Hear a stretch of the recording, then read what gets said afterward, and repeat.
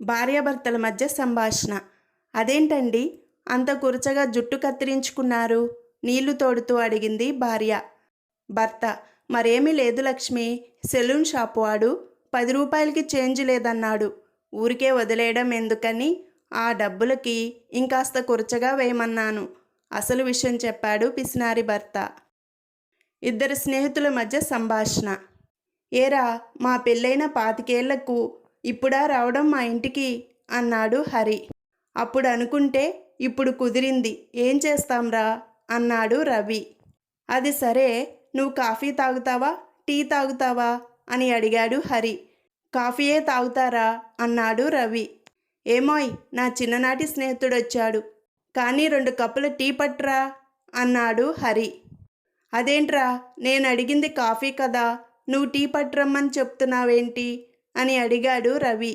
ఓ అదా, దీన్ని ట్యూనింగ్ చేసుకోవటం అంటారు. మొగుళ్ళు మాట వినని పెళ్ళాంతో పోట్లాడకుండా పనిచేసుకునే లౌక్య విధానం అన్నమాట అన్నాడు హరి. అంటే అని అడిగాడు రవి. మా ఆవిడ నేను మెచ్చింది చేయదు, తనకు నచ్చిందే చేస్తుంది. ఉదాహరణకు నేనిప్పుడు టీ పట్రమ్మని చెప్పా కదా, చూడు మా ఆవిడ ఏం పట్టుకొస్తుందో అన్నాడు హరి. 2 కప్పుల కాఫీ వచ్చింది. కాఫీ బాగుంది, వెళ్ళొస్తారా అన్నాడు రవి. అదేంటి, అప్పుడే వెళ్తావా అని అడిగాడు హరి. అవును, నేను కూడా ఇంటికెళ్ళి వెధవ పోట్లాట్లాపి మా ఆవిడని ట్యూనింగ్ చేసుకోవాలి అన్నాడు రవి. ఓ రోజు ఒకడు చర్చికెళ్ళి కన్ఫెషన్ బాక్స్లో కూర్చున్నాడు.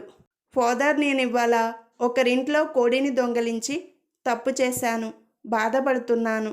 ఆ కోడిని మీకిచ్చేస్తాను, తీసుకుంటారా అని అడిగాడు.